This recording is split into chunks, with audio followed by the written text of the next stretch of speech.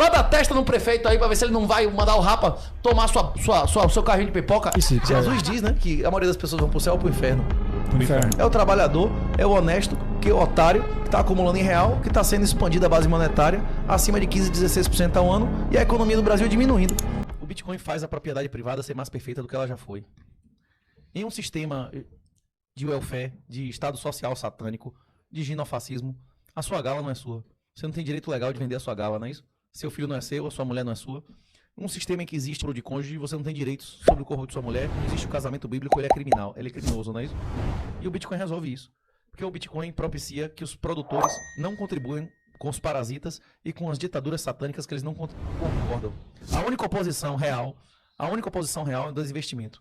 Você não concorda com o governo de um país, hoje em dia você não é obrigado a contribuir com ele. Você comprar ações, você comprar tesouro direto, você comprar imóveis como investimento, você está pagando voluntariamente impostos pro playboy lá, filho do desembargador que estava com 7 milhões de reais de roupa, você está pagando a riqueza de Rosemary Noronha, esse Ciro Gomes que foi tudo esquema, né, que valeu mais do que o petróleo mensalão juntos. Pois é, se você não quiser pagar por isso, você não financia esse governo e você não precisa financiar esse governo levando a sua renda e o seu patrimônio para o Bitcoin. E os senhores, especialmente, têm mais interesse ainda de entender como isso funciona. Porque esse tipo de conteúdo não vai existir no YouTube daqui a 10 anos. Se vocês não aprenderem a levar esse conteúdo para o nosso TR, para outras plataformas, para monetizar de maneira que não doxe os clientes, aí provavelmente vai deixar de existir. Deixa eu só ver aqui. Pode falar, o que foi? Vamos fazer uma pessoal, vamos fazer uma pausa de uns minutos aí, para poder resolver aqui que tá muito ruim. Tá fazendo áudio, fazendo vídeo, tá zoado. Vou gente pegar o pote do outro estúdio e a gente... Pronto. Beleza. Não saia. E tira essa porra da minha cara, fazendo um favor também da Insider aqui, que tá me atrapalhando. Então vocês acham que a real não... Isso aí. Muito Sem obrigado a todo mundo delongas. que ficou aqui. É sem delongas. Bora Bora para as perguntas, gente. Renatão, continua comentando sobre a história do Bitcoin e conservadorismo. Coisa mais conservadora desde Jesus Cristo. Tá, faz a Era pergunta isso? de novo, faz a pergunta de novo. Eu não lembro qual foi a pergunta exatamente. Mas era sobre isso. Você disse que o Bitcoin era a coisa mais conservadora. E vai restaurar relações. Ele restaura a propriedade e com isso vai restaurar a moralidade da sociedade. O que nós vivemos, o domínio de valores femininos com o colapso da moeda e da fecundidade já aconteceu várias vezes e é consequência de ciclos intergeracionais inevitáveis. Esparta colapsou porque mulheres poderiam dormir com quem quisesse e o marido não podia nem sequer reclamar, que é exatamente o que nós vivemos hoje. Colapsou a fecundidade. Aconteceu isso em Roma, aconteceu isso em diversas civilizações, é a nossa vez. Vai acontecer de novo, é a natureza humana, né? O que nós podemos fazer quando você está no Titanic é conseguir um bote salva-vida. No passado, o bote salva-vida era ter arte e ouro que você podia carregar e ir embora. Hoje em dia você consegue tirar ouro do Brasil? Não. Pessoas fugindo com 50, 60 mil dólares da Venezuela estão perdendo o dinheiro na fronteira, né? Você não consegue nem fugir com dinheiro físico. Se você não tiver origem, documentação, que uma ditadura de exceção é muito difícil obter, né? Então, a solução de portabilidade no tempo e no espaço da sua riqueza é o Bitcoin. O Bitcoin é a primeira propriedade privada na história da humanidade que você leva pro seu caixão se você quiser. Mais escasso do que o ouro, mais transportável do que o ouro, mais escasso do que o ouro, mais divisível do que o ouro, mais que o ouro em todos os critérios aristotélicos de dinheiro, né? Mas você vê o Bitcoin como uma moeda transacional ou como alguma espécie de reserva de valor, na sua visão? Assim? Todas as moedas transacionais de sucesso, elas passaram por todas as fases do teorema da regressão de Mises. Todas as reservas de valor, elas passaram por diversas fases. Você botar na internet, teorema da regressão de Mises, aparece uma imagem, né? Conchas, contas, tudo que já foi usado como dinheiro no passado, se iniciou como colecionável, prata, ouro, e aí ele foi ganhando fungibilidade quando ele passava por cada uma dessas etapas, né? O Bitcoin não tem condição hoje, tendo uma variação absurda e uma adoção muito baixa, como ser padrão de contábil ou padrão de contabilidade universal, não é isso? Você não tem. Hoje em dia ele é uma reserva de valor e quando as pessoas forem deixando de utilizar moedas fiduciárias e deixando de utilizar coisas físicas que estão sendo amplamente demonetizadas, imóveis, commodities... Mas uma reserva de valor a longo prazo, porque no curto prazo a vol é muito alta, né? O Bitcoin nunca perdeu, nunca desvalorizou, depende do que você chama de curto, médio e longo prazo, né? O Bitcoin ele tem um ciclo que ele, até hoje, cai 3 anos e sobe 3 anos e cai 1, né? Então, tipo assim, mesmo que você compre na alta absoluta, se você fizer preço médio e menos de 18 meses, que seria médio, né? Pra prazo, você já recuperou, né? Inclusive tem algumas métricas que se você respeitar, você nunca perdeu dinheiro nem em dólar nem em Bitcoin. Por exemplo, o mais múltiplo. Se você comprou abaixo da média dos últimos 200 dias e vendeu acima da média dos últimos 200 dias, você nunca perdeu nem em Bitcoin nem em dólar. Quem fez isso, existe sempre que bate a média dos 200 dias você vende? Ou você é o cara que segura? O dobro da média dos 200 dias eu vendo. O dobro da média você Mas vende. eu não vendo de uma vez, eu vendo de uma maneira... Sim. gradual para aproveitar a faixa de isenção. Aí você espera 200 bater de novo e compra de novo. Isso, exatamente. E quem fez isso nunca perdeu Bitcoin nem dólar. O que é bolha? Bolha é quando você tem uma ação descola do fundamento. Mas quando você tem um ativo que quanto mais ele vale, mais ele é útil, não tem o valor fundamental dele, ele aumenta com o valor. Então, a única métrica que você tem de bolha é de análise técnica. É o dobro quando ele passa a ter 2 vezes o desvio padrão normal dele. Que é o que acontece isso. Que é quando ele passa o dobro da média dos 200 dias, não é isso? Excelente. Uma coisa que eu queria falar também sobre essa questão do Bitcoin, você disse que, de repente, a ignorância, ou a falta de vontade, ou a falta de ir atrás de informação do brasileiro é porque o brasileiro não se interessa com dinheiro, não se interessa em procurar ser rico, próspero, até mesmo porque o brasileiro não serve para ser milionário. Garanhão. Uma das coisas que a gente mostra no livro lá, que tá de graça, inclusive no Elo de Liberdade, é que a maioria das pessoas que ganharam na loteria, estatisticamente, mais de 80% das pessoas que ganharam na loteria ficaram piores do que estavam antes.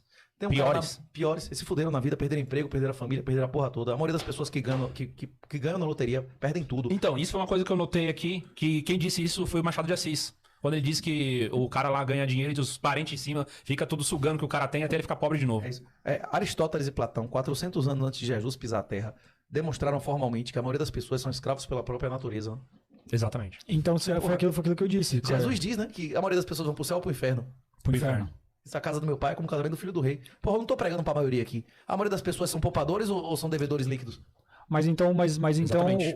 a salvação do Bitcoin continua sendo individual. Eu concordo, mas o ponto que eu queria entender melhor é com relação à mudança macrosocial, principalmente, e com relação a daqui 10 anos, e esse poder patriarcal que o homem vai ter em grande medida, muitas vezes é inviável por causa disso, porque ele é escravo de si mesmo. Na verdade, as pessoas que são escravas de si mesmo, elas são irrelevantes no curso da história. Porque se o cara é escravo de si mesmo, ele não tem uma preferência temporal distorcida, ele não consegue fazer acumulação. Quem não faz acumulação é irrelevante economicamente. Uhum. A gente não precisa convencer a maioria. A regra do 80-20 é verdadeira e é composta, não é isso?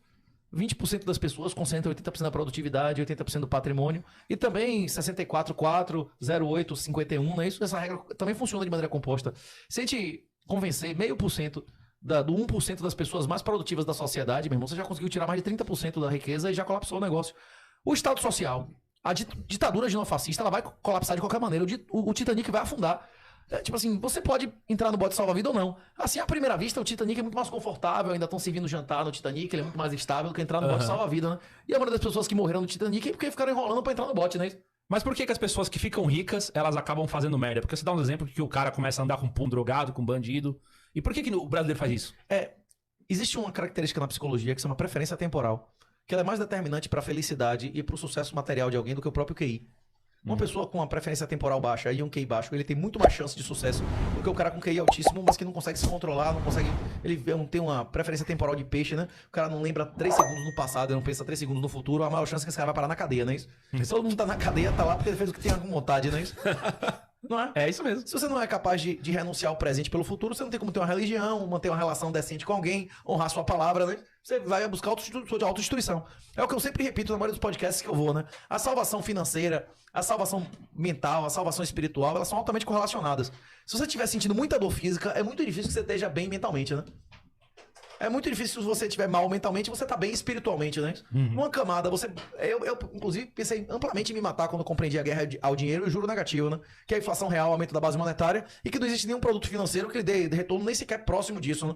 Então, tipo, se você vai ser destruído 10, 20% ao ano, se você for honesto, eu fiquei muito triste, eu achei que não tinha nenhuma chance na vida de eu progredir através desse sistema honestamente. Até que eu descobri que existia um outro sistema onde valia a pena ser honesto. E o nome desse outro sistema é Bitcoin. Cara, eu tenho uma dúvida em relação a esse... Desculpa, Miguel. Cara, eu tenho uma dúvida em relação a esse sistema, que é o seguinte. Você tem algumas formas de ganhar dinheiro.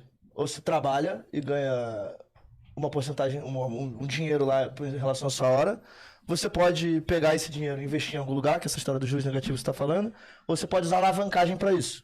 Você pega dinheiro emprestado a uma determinada taxa, multiplica aquele dinheiro a uma taxa maior e, na teoria, você embolsa a diferença. A alavancagem é um sistema que eu sempre usei na minha vida, quando eu nasci muito pobre, fui obrigado a fazer isso, para conseguir, tipo, fazer negócios crescerem e tal. Num sistema onde você não tem as moedas fiduciárias e os bancos intermediando isso, como é que você faz isso com o Bitcoin, provavelmente dito? Tem um economista chamado Cantillon que explica que a inflação, quando o cara imprime a moeda, ela não chega igualmente a todas as pessoas ao mesmo tempo, não é isso? E as pessoas que enriquecem, se endividando a juros baixos, são os amigos do rei. são as pessoas que têm acessos políticos especiais. Você que está me ouvindo aqui, você consegue dinheiro subsidiado do Banco do Nordeste, do BNDES? A amiga de Dilma consegue, né? Isso lá Consegue. Pois é. Compra Os jatinho. amigos do rei conseguem enriquecer se endividando. Quem não é amigo do rei não consegue raras vezes, né? A gente conversou antes aqui que, por exemplo, o financiamento imobiliário, inclusive quanto mais pobre você for, você consegue um financiamento imobiliário mais baixo. Se você tiver casa estruturada. Uma das estratégias, inclusive, que muitas famílias que eu conheço obtiveram a independência financeira foi vender os imóveis que os pais viviam aos filhos. Se você vender os imóveis dos pais aos filhos, na hora que os velhos morrerem vai pagar advogado, na hora que os velhos morrerem vai pagar imposto de morte, na hora que os velhos morrerem é mais fácil dividir um bem fungível, Bitcoin, ouro, dinheiro ou uma casa, que cada um vai discutir o valor da casa, o percentual, né, o quanto colaborou. Isso, a alavancagem pode existir. Agora, em regra, mais de 90% da riqueza produzida através de alavancagem é através de maneira de tráfico de influência, né, de corrupção. E, infelizmente, o socialismo, o sistema que a gente vive não é um capitalismo. O capitalismo é o sistema onde as pessoas são livres para acumular capital. Nós somos livres para acumular capital. Não. Sua gala não é sua, sua casa não é sua, não existe propriedade sobre imóvel. Se você não pagar, a gente vive em uma constituição, em um sistema legal, que o fundamento e o limite da propriedade é a função social que é definida por um aspone, né? Uhum. Ele vai julgar se existe alguma utilidade do negócio ser seu, não é isso? E se ele achar que não tem, você não tem propriedade, né? A única propriedade é o Bitcoin. A única Certeza. propriedade real. É porque a definição de propriedade, tanto no Código Civil quanto na história da humanidade, desde o Código Justiniano, é a expressão plena de todos os direitos reais. E só existe a expressão plena de todos os direitos reais sobre Bitcoin. Nem o seu corpo você não tem. Você pode vender seu sangue? Você pode vender sua gala no Brasil? Não. Então você não tem propriedade real sobre o seu corpo, né? Sim. Cara, mas eu discordo que 90% das empresas que se alavancam ou ilegalmente, ou só se dá bem com isso, que é amigo do rei. Eu já tive duas empresas que foram vendidas e tal, e, cara, a gente usou muito esse mecanismo de alavancagem. Seja uma alavancagem com bem em garantia, você já consegue pagar bem mais barato. Pô, com uma alavancagem hoje com bem em garantia, tipo imóvel, por exemplo, você consegue pagar 12% ao ano no Brasil. É uma alavancagem, você consegue alavancar 1, 2 milhões em cima disso. Como é que você faz isso com o Bitcoin? Você tem algum mecanismo nesse sistema que consiga... O Bitcoin é o colateral supremo. O Bitcoin é o colateral supremo. O Bitcoin é a coisa que permite o menor custo de transação em cima de alavancagem. Porque ele é o primeiro bem que eu posso te dar, contratualmente, indicar publicamente o endereço que ele está. E se você mover desse endereço, eu posso buscar sua prisão por infiel depósito, não é isso? Ou por apropriação indébita. Existe alavancagem de 300 vezes em algumas corretoras de Bitcoin centralizadas e descentralizadas. A questão é que, como você falou, você pegar emprestado em um lugar e investir em outro para ganhar um diferencial, sempre incorre em risco. Se aquele diferencial não chegar, você vai entrar em default e pode perder muito mais, inclusive, do que o que você devia originalmente. Então, todos os retornos, eles são proporcionais a esforços e riscos, certo? A questão é que não existe empréstimo abaixo de custo de mercado, que não seja subsidiado. E alguém vai pagar esse subsídio. Normalmente, em bancos de fomento, quem paga esse subsídio é o trabalhador, é o honesto, que é o otário, que está acumulando em real, que está sendo expandida a base monetária acima de 15%, 16% ao ano, e a economia do Brasil diminuindo. Se hoje a Bolsa Brasileira triplicasse, hoje agora, ela não recuperaria o máximo que ela teve em 2011, né? Em dólar. É isso. Você vive um sistema que não existe investimento. O investimento, a definição financeira de investimento é algo que tem um valor presente líquido positivo, né? Você tem uma expectativa média de ganho, você pode perder. Claro. Mas que um bilhete de loteria é um investimento? Não. Você pode ganhar dinheiro pra caralho, não pode no bilhete de loteria, mas a maioria das pessoas vai se lascar. Na média, Bitcoin também você não pode considerar ele necessariamente um investimento, porque você não tem garantia de retorno futuro. O Bitcoin não é um investimento, o Bitcoin é poupança. Perfeito, poupança. Mas não existe investimento nem na perda fixa, nem na perda variável. Porque nem o título de governo, nada, honestamente. Tipo assim, o cara que fez o conluio lá, que o Ciro Gomes disse que era 2 vezes mal. Beleza. Compraram os títulos ano passado com 55% de deságio e receberam em menos de 12 meses integral. Esses aí ganharam muito dinheiro, beleza. Foi honestamente? Você acha que esses caras não pagaram nada? O Ciro Gomes disse que pagou, não é isso? Mas como uma construtora, por exemplo, trabalharia sem, linhas de crédito, por exemplo? Uma pessoa que tem uma construtora no Brasil é moralmente inferior aos maiores corruptos e criminosos do país. Por quê? É mais imoral estuprar o seu próprio filho ou o filho do vizinho? Você investiria uma pessoa que tem uma empresa formal, que paga impostos voluntariamente em uma ditadura de exceção, que paga por abortos e castração. Ele é um comparsa financiador de abortos e castração. É isso mesmo. Tá certo. Pois é. Você não quer, você que tá me ouvindo aí, você não quer pagar lagoa. Você quer pagar aquela roupa de 7 milhões de reais do Playboy, aquele relógio de 2 milhões de reais do Playboy, você bota dinheiro em construtora, meu irmão. Você abre seu negócio formal. Hoje no Brasil, se você não tiver amizade política, você não vende pipoca na esquina. Vai dar testa no prefeito aí pra ver se ele não vai mandar o rapa tomar seu carrinho de pipoca. É mentira o que eu tô dizendo? O pipoqueiro que detesta vai perder o carrinho de pipoca ou não vai pro rapa? Vai. No menor município do Brasil. Vai. Imagine um grande empresário, ele consegue, sem favor político, manter uma loja grande. Vai chegar o Ministério Público do Trabalho lá, vai dizer, olha, pá, temos uma ação civil pública aqui, tá tendo humilhação, não é isso?